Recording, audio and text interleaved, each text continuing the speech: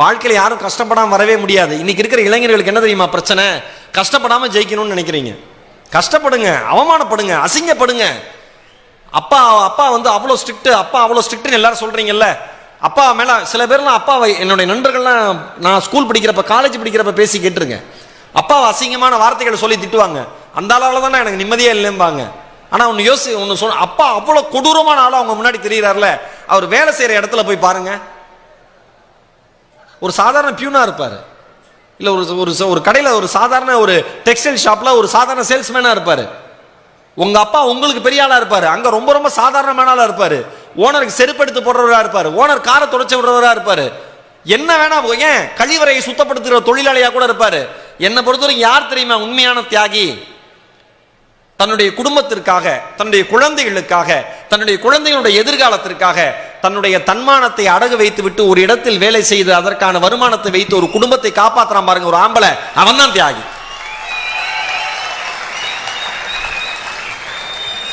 நம்ம யாருக்குமே அது தெரியறது இல்லை. ரொம்ப ஈஸியா ஒன்றும் நீங்க படிச்சு முடிச்சு வேலைக்கு போய் முதல் மாசம் சம்பளம் வாங்குற வரைக்கும் எல்லாமே உங்க அம்மா அப்பா போட்ட பிச்சை.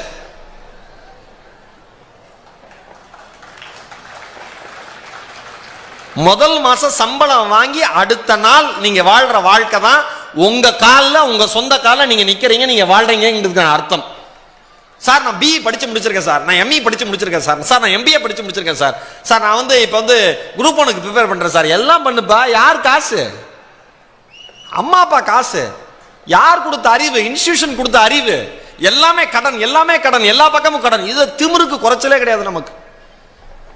இந்த 5-6 காலேஜ் பசங்க சேர்ந்து பக்கத்தில் இருக்கிற டீ கடையில் ஏதாவது சிகரெட் குடிச்சிட்டு இருந்தா நான் யோசிப்பேன், எங்கெங்கே இடி உழுகுது, இவன் தலைவர் இப்பயே உழுந்து இப்பயே போயிடணும்னு நினைப்பேன்.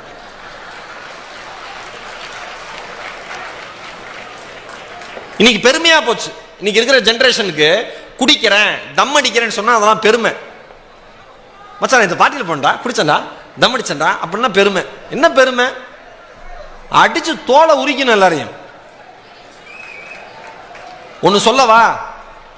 ஒரே ஒரு விஷயம் சொல்றேன், மனசாட்சி இருந்தா நீங்க யோசிச்சு பாருங்க. இன்னைக்கு கிராஜுவேஷன் எல்லாம் முடிஞ்சிருது. ஒரு நாள் நீங்க தூங்கி எந்திரிச்சு, நீங்க அம்மா அப்பா தூங்கிட்டு இருக்கிறப்ப நீங்க எந்திரிச்சு போய் நடு இரவுல நடு நிசையில போய் அந்த தாயுடைய முகத்தையும் தந்தையோட முகத்தையும் ஒரே ஒரு நிமிஷம் பாருங்க. உங்களோட அம்மா அப்பா முகத்தை ஒரே ஒரு நிமிஷம் பாருங்க.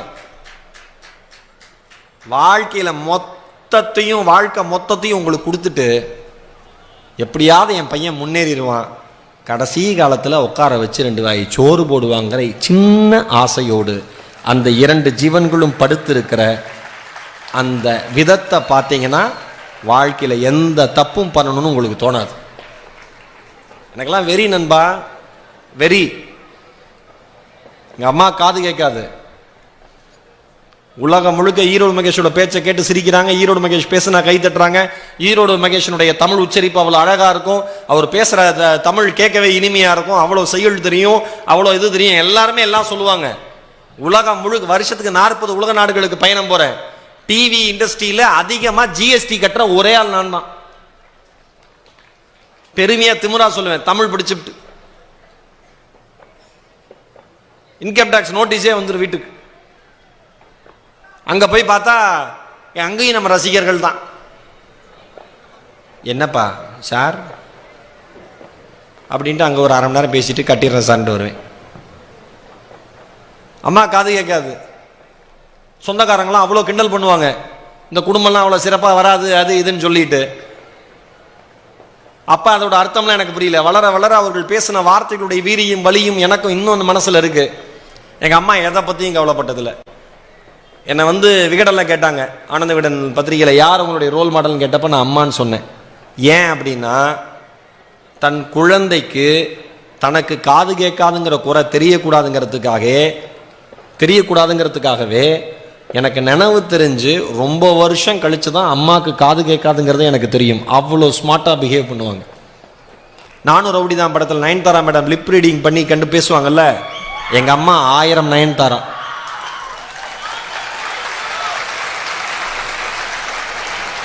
அவ்வளோ ஸ்மார்ட். எனக்கு ஆச்சரியமாக இருக்கும். உலகத்தினுடைய எந்த ஒளியும் என் தாயினுடைய காதுகளுக்குள் சென்றதாய் வரலாறு இல்லை சகோதரர்களே, சகோதரிகளே.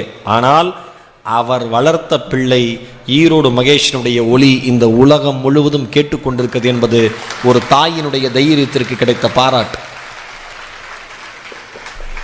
அம்மா சொல்லுவாங்க, யார் யாரெல்லாம் அவமானப்படுத்தினாங்களோ அவங்க முன்னாடி கம்பீரமாக நிற்கணும்டா. அடுத்தவருடைய எங்கள் அம்மா அவங்க வேற லெவல். இன்றைக்கும் படித்து ஏதாவது ஒரு நல்ல பாயிண்ட் இருந்ததுன்னா கிழிச்சு வச்சுருவாங்க சார். நான் எப்போ அம்மா ஈரோட்டில், இப்போ சென்னை வந்துட்டாங்க, ஈரோட்டில் இருக்கிறப்பெல்லாம் நான் போகிறப்போ ஒரு பைண்டிங் பண்ணி எங்கள் அப்பா கொடுப்பார். பைண்ட் பண்ணி அப்படியே இந்தடா இதெல்லாம் ஸ்டேஜுக்கு யூஸ் பண்ணிக்கோ, அம்மா எடுத்து வச்ச பாயிண்ட்ஸ் அப்படின்னு சொல்லிட்டு. எங்கள் அம்மா சொல்லுவாங்க, அடுத்தவர்கள் உங்கள் மீது செய்கிற விமர்சனத்தை பற்றி கவலையப்படாதீங்க, யார் என்ன விமர்சனம் பண்ணாலும் கவலைப்படாதீங்க. எங்கள் அம்மா சொல்லுவாங்க, நடந்து போகிற காக்கா சட்டையில் எச்சம் போயிடுச்சு என்னடா பண்ணுவேன்னு கேட்பாங்க. அம்மா அதை தொடச்சிட்டு நல்லா அதை கரையெல்லாம் போகிற மாதிரி கழுவிட்டு நான் அப்படியே என்னோட எந்த இடத்துக்கு போகிறேனோ அந்த இடத்துக்கு போயிடுவோம்மா. அடுத்தவர்கள் பண்ணுற விமர்சனமும் அந்த மாதிரி தான், காக்கா எச்சம் மாதிரி அதை கழுவி தொடச்சிட்டு போயிட்டே இருக்கணும், அதுக்காக சட்டையும் மாற்றக்கூடாது, சங்கடமும் படக்கூடாதும்பாங்க.